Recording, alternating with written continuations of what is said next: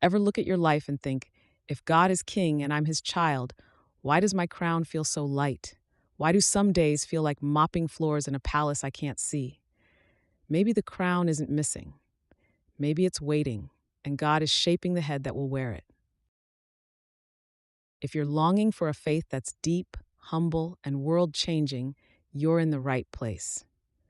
Subscribe to join this journey. Like to push this message forward. Share it with a friend who's tired of fake crowns.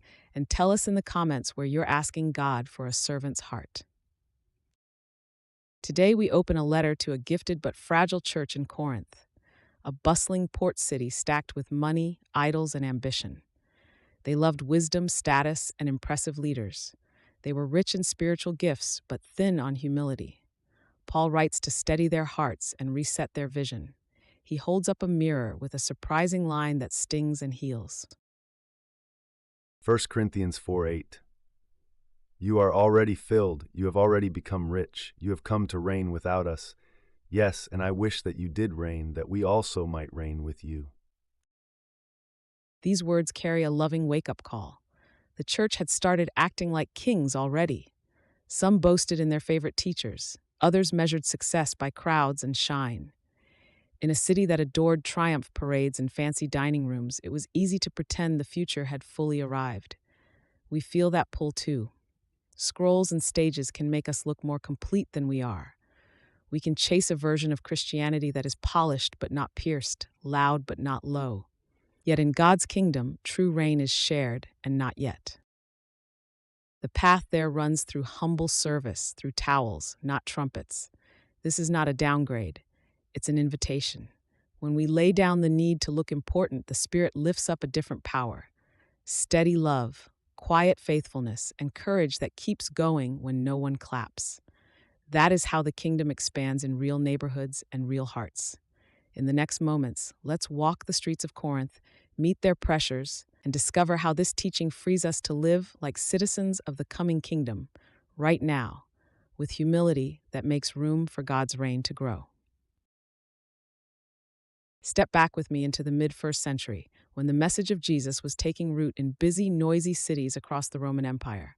Corinth was one of those cities, strategic and loud, a hub between two seas, where ships, ideas, and ambitions all met. The streets smelled like salt and spices, market stalls were crowded, athletes trained for the local games. Statues and temples filled the skyline. The city loved winners. Honor mattered. Applause mattered. If you had money or a famous patron, people noticed. Into this world, a small church began to gather in homes, breaking bread, praying, and learning a new way of being human. Paul had started this community during a long stay recorded in Acts, working with his hands and teaching about the crucified and risen King. A few years later, while serving in Ephesus, he wrote them a letter. That letter, the one we call 1 Corinthians, was not cold or distant. It was the voice of a spiritual father to a house full of eager, complicated children. He celebrates the grace they've received. He also knows they're drifting. In 1 Corinthians 4:8, he addresses a specific drift that fits perfectly with Corinth's air, a fast-forward version of faith that wears a crown before the battle is done. To feel the weight of this, it helps to picture the cultural rules of Corinth. Much of life ran on status and connection. Wealthy hosts would recline at banquets while clients listened and laughed in the right places, hoping to be noticed. Skilled speakers, the stars of their day, performed in public halls, winning followers with style and smooth words. In that city, success looked shiny and weakness looked shameful. The church was not immune to these currents. Some attached themselves to favorite teachers like Paul or Apollos, comparing gifts and measuring themselves by the sound of a voice or the size of a gathering. Some assumed that spiritual experiences and knowledge meant they had already arrived. Paul pushes back with love. He reminds them that the kingdom is here, yes, but its fullness is still ahead. The path now looks like the path Jesus walked, downward into service, outward in love, steady under pressure. The language he uses around 1 Corinthians 4:8 has the edge of irony. He holds up a mirror so they can see the difference between being shaped by Corinth and being shaped by Christ. In the city square, kings showed power by parading victories. In the church, the king showed power by washing feet. Let's set this within the storyline of the letter. The first 4 chapters are Paul's slow, patient reset. He takes their eyes off rivalries and points them to the cross, the place where human pride is unmasked and God's wisdom shines. He wants them to understand leaders as servants and stewards, not celebrities. He wants unity that does not erase gifts, but uses them to build others up. By the time he reaches 1 Corinthians 4:8, he is confronting a temptation that's easy to hide, acting as though the final celebration is already here, as though faith means skipping the valleys. He isn't scolding because he dislikes joy. He longs for the day when we all share in the true reign of Christ together. But pretending we're already there makes us brittle and blind. It keeps us from the very work that spreads the kingdom through ordinary life. In the very next lines after this verse, he contrasts the church's self-image with the daily hardships he and other messengers faced: hunger, weariness, rejection. He's not asking for pity. He's painting a truer map. Real fruit grows in the soil of humility. Now think about what this meant on the ground. Their gatherings were in homes, probably hosted by people of means, with a mix of classes and backgrounds at the same table. In that space, the old pecking order wanted to return: who sits where, who speaks first, whose story counts. Paul cares because the table is supposed to look like Jesus. Many members, one body; many gifts, one purpose; many stories, one Savior. He can't let them settle for a crown that is all sparkle and no substance. He points them back to the servant king, to the way of cross-shaped leadership. In Corinth's world, manual labor was low status, but Paul made tents. In Corinth's world, the clever speaker won the room, but Paul chose plain words that let the message carry the weight. He is training them to recognize a different kind of greatness: faithfulness that keeps going, love that doesn't seek applause, generosity that opens doors for others. This is where the broader story of Scripture meets them. Jesus told his friends that greatness looks like serving. He knelt with a towel before he took a throne. After rising, he sent ordinary people to carry good news to ordinary places. The book of Acts shows that when believers chose unity over ego and service over show, the word ran quickly through cities just like Corinth. The kingdom grows not by crowns on heads, but by grace in hands. That is the heartbeat behind Paul's tone in 1 Corinthians 4:8. He wants them to hold a hope that is strong enough to wait and a love that is humble enough to work. He wants them to see that the not yet of the kingdom is not a problem to hide, it's a season to invest. Here is a clear nudge from 1 Timothy for this posture. 1 Timothy 6:18, that they do good, that they be rich in good works, that they be ready to distribute, willing to communicate. These simple words sketch the shape of a life that knows the true king is coming and chooses to live like his citizen now. Generosity, open hands, ready hearts. This is how power looks in Jesus' family. Place that alongside Corinth's love of status, and you can feel the contrast. Place it alongside our timelines and platforms, and the contrast still holds. Paul's line in 1 Corinthians 4:8 sits right at the crossroads of those worlds. It calls the church away from a showy victory dance and into the quiet strength of serving. It anchors them in a hope big enough to wait for the day when we really will reign with him together. Until then, the story keeps moving through kitchens and marketplaces, through small groups and shared meals, through forgiveness offered and needs met. That's how the kingdom expands in real time, through people who remember that crowns come after towels, that applause fades but love endures, and that humility is not a detour but the royal road. In Corinth, that vision confronted a culture of boasting. In our cities, it does the same. And the same Spirit who steadied them is ready to steady us, so that these words become part of our story too: quiet, faithful, and full of the King's light. These lines land with a jolt. In 1 Corinthians 4:8, Paul looks at a church that feels full, strong, and successful, and he uses sharp irony to wake them up. They thought they had arrived. He says, in effect, if you are already living like kings, what does that say about the cross, about the path Jesus walked? He isn't crushing their hope, he is protecting it. True hope is not built on a stage or on applause. True hope rests on Christ, who wears a crown that was first woven from thorns. At the heart of this passage is a simple, piercing truth. The kingdom of God is here, but the full reign is not yet.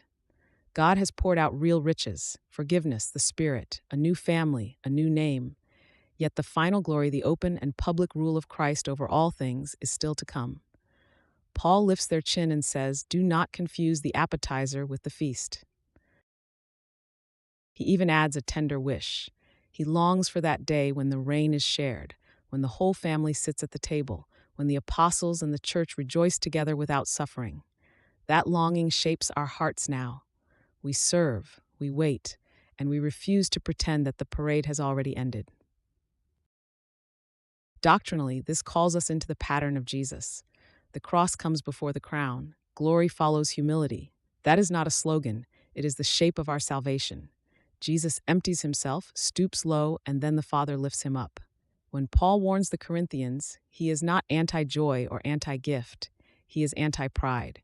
He is against a faith that forgets the master and grabs the throne early. To live like kings now, while ignoring weakness, is to miss the way God works. He gives grace to the humble. He resists the proud. He gathers a people who look like their king, gentle, patient, and willing to be last. Let's set this teaching alongside the words of Jesus. He often warned us about the danger of feeling complete too soon. He spoke blessings over the poor in spirit. He promised comfort for those who mourn and satisfaction for those who hunger and thirst for what is right. That hunger is holy. It keeps us moving toward God. When we trade it for comfort, we slip into a smaller dream. Hear Jesus warn in Luke's Gospel. Luke 6:24, but woe to you who are rich, for you have received your consolation.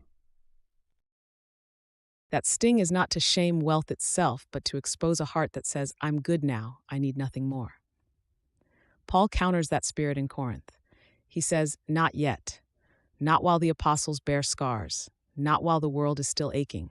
Not while the king himself is patient, gathering more sons and daughters." This is why he yearns for a shared reign. He is not interested in private victory. He wants the whole body to rise together when Christ returns. Across Scripture, the same thread runs. In 2 Timothy 2:12, endurance comes before reigning. In Romans 8:17, being children of God includes sharing both Christ's sufferings and his glory. In Revelation 5:10 and later scenes, the people of God are made a kingdom and priests who will reign on the earth, not in hidden pride now, but in unveiled joy then. Even now, Ephesians 2 says we are seated with Christ, but our true position is mostly hidden, and our lives still look like service and love. Hebrews 12 says we are receiving a kingdom, which means the process is underway, but not finished. Faith sees what eyes cannot yet see. Paul's correction also fits the story of God from the start. Think of David, anointed king while still a shepherd, called by God, yet hunted and hiding in caves before the crown touched his head. Think of Joseph, given dreams of ruling, then sold, forgotten, and humbled before he was lifted high to save many lives. Think of Israel, rescued from Egypt, yet trained in the wilderness before entering the land. The pattern repeats: promise first, patience next, then fulfillment. This is not delay without purpose, it is preparation. The heart learns to hold power with open hands only after it has learned to trust God in low places. The prophets saw it too. Daniel pictured a day when the Son of Man receives a kingdom and the saints share in that rule. The Psalms speak of the Lord saying to the Messiah, "Sit at my right hand until all enemies are under your feet." Isaiah shows us a servant who is wounded and then honored. All of this leans into the same melody that Paul is singing in Corinth. Do not rush the song, do not jump to the chorus before the verse. Stay with the servant king, walk with him. You will reign with him in due time. This passage also exposes a modern lie. We are tempted to measure life by comfort, followers, or applause. We can baptize that in church words and still be chasing the same old ladder. The Corinthians were gifted, eloquent, and energetic. But gifts alone can puff up the heart. Love builds up, and love looks like a towel around the waist. In the same chapter, Paul describes himself and the apostles as last in the procession, spectacles to the world, hungry, poorly clothed, and treated like the scum of the earth. He is not playing the victim. He is pointing to the road Jesus walked. He is saying if leaders are carrying a cross, maybe the party isn't over yet. So, what is the spiritual core here? Humility is not a mood, it is allegiance. It says, "My king sets the time. My crown can wait. My joy is not in status, but in serving the one who served me." True riches are not hoarded coins, but the treasure of knowing Christ. True fullness is not a bulging schedule or a big platform, it is being filled with the Spirit and poured out for others. And true reign is never solo. It is shared, just as Paul longs for in 1 Corinthians 4:8, because the kingdom is a family table, not a throne room for one. When we hold this teaching close, everyday moments look different. Conflict becomes a chance to lower ourselves and make peace. Success becomes a chance to thank God and lift others. Suffering becomes a chance to cling to the faithful one who promises a future we cannot yet see. The church becomes less of a stage and more of a workshop where servants learn to love. This is kingdom expansion the Jesus way. Not by boasting, but by blessing. Not by control, but by courage. Not by shortcuts, but by steady, faithful presence. And here is the hope that glows beneath Paul's firm words. The waiting is not empty. Christ is risen. The Spirit is given. The Father is guiding history toward a day when the humble are lifted, the meek inherit the earth, and the faithful hear, "Well done." That day will be a shared celebration. The apostles, the church, and all who belong to Jesus will rejoice together. No envy, no scarcity, just the music of grace filling every corner of the new creation. If this deep dive helped you, would you support the channel? Please subscribe, like, comment, and share so more people can hear the hope of Jesus. Start today by taking the lower seat. In the office, at home, online, and at church, choose the posture of a helper. The passage in 1 Corinthians 4:8 exposes a trap we all face, acting as if we have already arrived, as if our status or comfort proves we reign now. That attitude shuts doors. Humility opens them.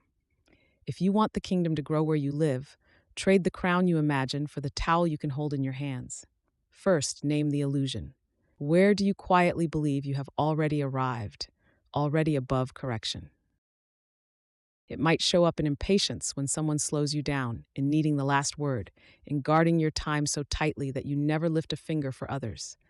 Say it to God out loud and ask for a new heart. Humility starts with honesty. Second, make hidden service your daily exercise. Clean the break room without telling anyone. Write the encouraging text no one will see. Let someone else have the spotlight. When you work where only God watches, your soul gets strong and the kingdom advances one unseen act at a time. Third, practice sharing credit and carrying responsibility. When things go well, say we instead of I. When things go wrong, own your part first. This is the opposite of reigning alone. It creates trust, and trust multiplies influence for Jesus. Fourth, cut the ribbon that ties your worth to stuff. Open your hands with money, gear, and perks. Choose simplicity where you can, generosity where you feel the pinch, and contentment when the world shouts more. Hoarding shrinks your world. Giving makes room for people and for God's work. Fifth, invite correction. Ask someone you respect, how do I come across when I talk about my successes? Do I listen well? What blind spots do you see? Promise not to defend yourself, then thank them. In 1 Corinthians 4:8, Paul is confronting a proud church, and we do not outgrow that need. Feedback is not a threat to your calling, it is the doorway to growth. Sixth, shift your language. Speak like a servant. Use words that lift, not words that flex. Bless your rivals. Celebrate the wins of other churches and ministries. Pray for the coworker who gets the promotion you wanted. When your words build others, your life points to a different kingdom. Seventh, choose the back of the line. Let others go first in conversation, in opportunities, in praise. This does not erase your gifts, it purifies their purpose. You are not trying to reign without the rest of the body. You are preparing to reign with them when Jesus returns. Eighth, embrace tasks that cost. Say yes to the slow work of mentoring. Show up early, leave late, and love people in between. Real expansion happens through steady, faithful presence more than through impressive moments. Ninth, pray for a new appetite. Our hearts crave applause, comfort, and control. Ask Jesus to change your hunger. We need the kind of wealth only He can give. Revelation 3:18. I counsel you to buy from me gold refined by fire, that you may become rich, and white garments, that you may clothe yourself, and that the shame of your nakedness may not be revealed, and eye salve to anoint your eyes, that you may see. Let those words shape your choices today. Trade the quick win for the deep work. Trade shiny for holy. Trade being noticed for being faithful. 10th, build together. Look for one person to strengthen every day. Ask what would help you flourish in your walk with Jesus. Then do something about it. Share a resource. Watch their kids so they can rest, cover their shift, connect them with someone who can open a door. The kingdom is not a solo throne, it is a shared table. When you make room for others, you live out the future reign we will enjoy together. 11th, keep your eyes on the finish line. Paul hints at a day when we will reign together, not apart.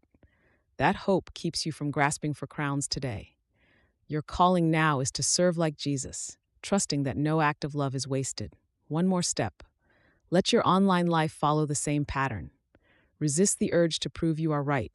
Post less about wins and more about gratitude. Use your platform to amplify someone else's work. Pray before you reply. Choose silence over sarcasm and blessing over boasting. This is not weakness, it is strength under the King. Finally, remember the promise behind all these steps. Humility is not self-hatred, it is clear sight. You see God as worthy, people as precious, and yourself as a willing servant. That vision frees you to step into the messy, ordinary places where the kingdom quietly expands. So today, wear the towel, hold open the door, share the credit, give away the extra, learn from the least, pray for eyes that see and hands that act. And when pride whispers that you have arrived, answer with hope. Not yet. We are on the way. When the King appears, we will reign together. Until then, let us serve with joy, because every hidden act of love becomes a seed, and seeds become a harvest for the glory of God. Let's finish where we began, with honesty before God. This passage in 1 Corinthians 4:8 is a gentle but sharp wake-up call.